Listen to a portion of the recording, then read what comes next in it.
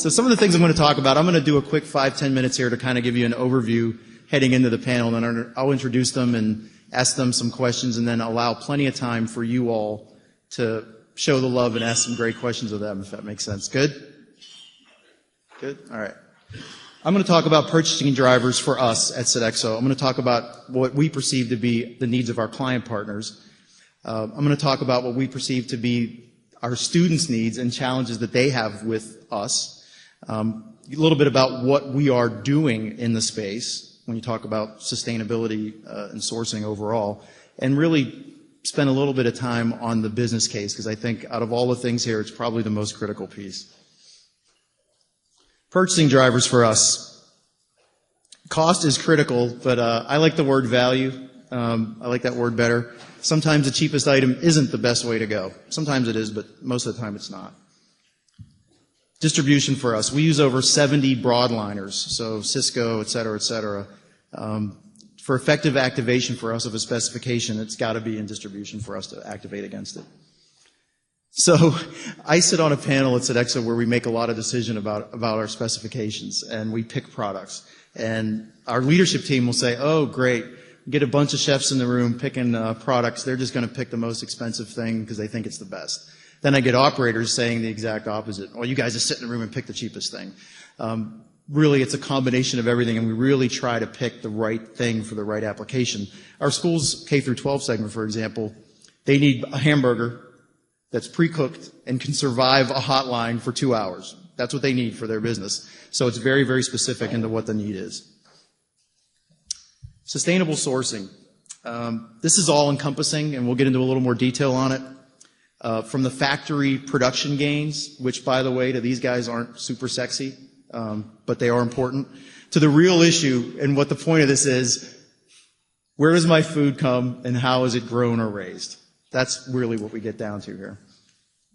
So at Sodexo, we have a little, when we talk about sustainability, we call it a better tomorrow. And we have 4 clear initiatives aligned to that, and really 18 measurable activities behind these. The first is For Your Planet. That's everything around environmental sustainability and being good environmental stewards. For Your Health, that's all around wellness, big topic in the space for sure. For Your Community, that's supporting the local environment and the local communities that we work and live in. And for our people, that's all about our diversity and inclusion journey, which is very, very important to us. I put up this eye chart only for one reason. I like to talk about measurable goals, and I know this panel's way into measurable goals. At Sodexo, we survey our operators every year on some different categories of sustainability, and you can't see it, but if you look down at the bottom here, I don't know if I have a little arrow on this thing or not, but we have some where we asked, are you doing composting on your site or any kind of recycling, things of that nature? 72% of our sites said, yay, we are. We're awesome. We're doing that. Guess how many said we're talking to our clients and customers about that? 6%. So we have a real communication problem in our world. That's why I wanted to show this. How we communicate is really important. So our client needs, and I've met with a lot of them. We've surveyed them. We meet with them directly. When we lose a piece of business, we talk to them. We call it a postmortem. What was their biggest issues? What do they need help with? What have we done a good job doing? What not so much? I'm going to go in order of importance here. Innovation's all-encompassing. They want their providers to bring them the latest and greatest, whether it's in the food or another avenue. They want to be differentiated from their competition. The college market, university market is so competitive for customers, i.e. students. They want to know where they sit in that, because we know food doesn't necessarily rank in the top 10 of why you choose a university, but a lot of other lists, it can rank in the top 10 of why you wouldn't choose that college or university. So we want to be on the good list. This knowledge base and where everyone is on the journey varies widely from campus to campus. There's no denying this is an issue. That's why we're all here today. For us, local sourcing, definitely the number one issue in the campus environment. There's lots of pitfalls here, as you can imagine. Safety, sustainable practices, consistency, and quantity of available products are the top concerns. They want us to leverage technology. How do we leverage that? How do we communicate in the presentation before with students who really don't want to be our friends on Facebook? Let's be honest, they just don't. So how do we get to that next step? So if you ask the question, if you ask a college student or you ask yourselves, what's the number one issue on a college campus? What's keeping them up at night? It's the almighty dollar. Every client, no matter where they are, with available funds, and we've got the range. We've got community colleges, we've got universities where it's just the parking lots are full of BMWs and Audis, we've got them all. They all want to do more with less. If they could pay us less, they would. And if they can find somebody to do the same job for less, they probably will. That's their biggest issue.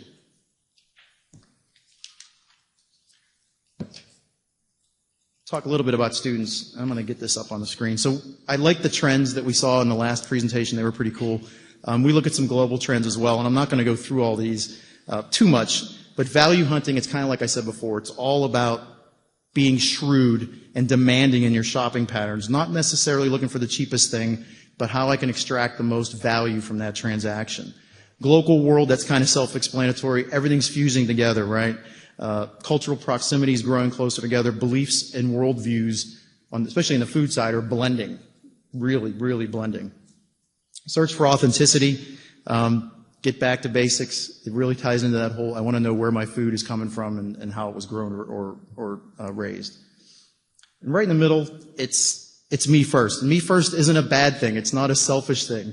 It's a sort of, I'll call it a rise of individualism in a culture where consumers are putting themselves first. So I'm going to read something, and I don't want my panel to take offense to this, but this is a quote that I like to read. Simply put, I want all this. I want it right now. I don't want to pay extra for it. And in fact, I want the best deal I can get. I want to know that the dollar I'm giving you is going to make me healthy, take care of local sourcing, animal welfare, fair trade, and save the planet, especially the part that I live in. At the end of the day, they're suspicious and distancing themselves from risky exposures in our environment, and that's an imperative for them. Some of their hot buttons that we've seen. Everybody heard of local coffee, right? Okay, so it is the new thing. I've talked to partners of ours, and they've come to us to the table with, we need to source 50% of our food by within 50 miles. That's a pretty far-reaching, aggressive piece. All of our administrators and all of our partners feel a very, very strong need to support the community that they're in, however. In Sodexo, we consider it to be 250 miles or the same state. And as I said before, you can imagine sometimes local is scary. You get into volume, you get into safety, you get into all those things. It can be a little scary. Naturally raised and sourced. I think organic is important, but it's not our number one issue. The biggest things you hear about antibiotics, and I know I'm preaching the choir here, and you hear about hormones. Those are the two biggest hot buttons on the protein side. So as someone that's a chef and deals with a lot of product specifications, I can tell you that wellness is huge, especially sodium. And we have a lot of partners that come to us with the new lower sodium item, and they're a little nervous because they don't know how the American palate's going to react to it. Pick your poison. Canned tomatoes, deli meat, every single thing that I've tried, I said, it's great. Can you go a little lower? Because it's actually starting to taste like turkey, or it's actually starting to taste like tomatoes. Keep going.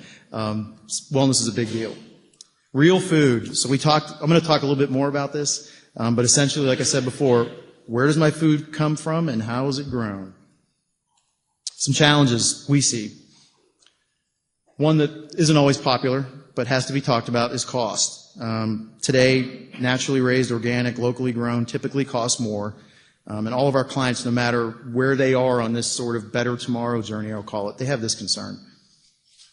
It's a big one too. Can the local farmer get our 8 sites in this DC area 200 cases of lettuce a week?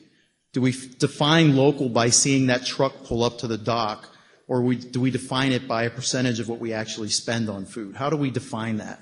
Are we really getting into it? And what's possible in our geography when we open up in May to when we kind of shut down? I mean, we open up in August to when we kind of shut down in May. What's possible?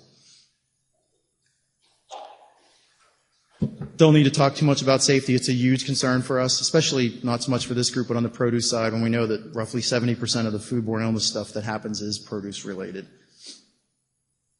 And like I said before, no single partner of ours is on the same journey. Sodexo's on a track. We want to be here by a certain day, a certain date, a certain year. Some campuses a little more aggressive in their thinking, some not so aggressive in their thinking. So we have to meet with them and really help them meet their goals. Where do they want to be in 5 to 10 years? So, you may have heard of this one. Last year we signed an agreement nationally, we being Sodexo, with the Real Food Challenge.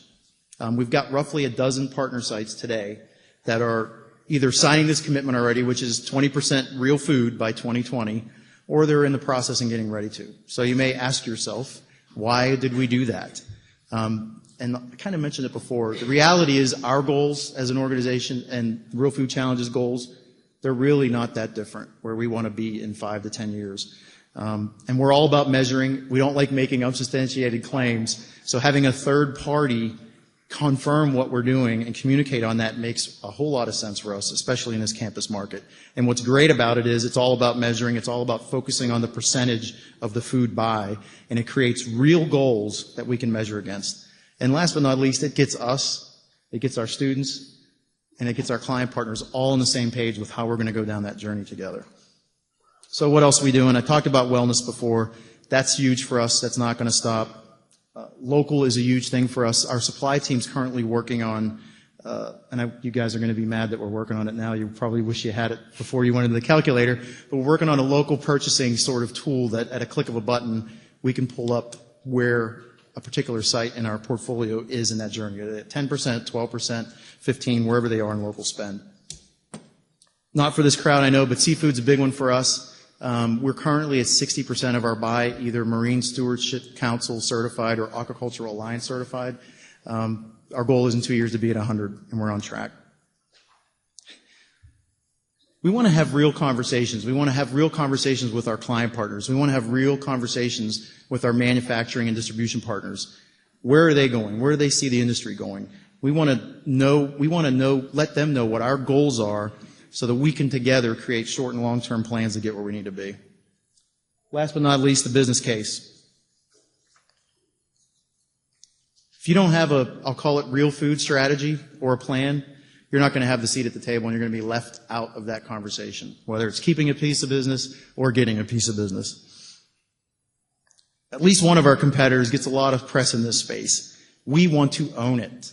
And how do you do that? By making sound business decisions that are aligned with our clients, our manufacturing partners, and our students, not by making claims. We want to measure everything against the goals that we agreed upon and then tell people about it. We cannot dictate policy on the campuses where we operate. We're guests providing a service, but we can support our clients and our customers on that journey.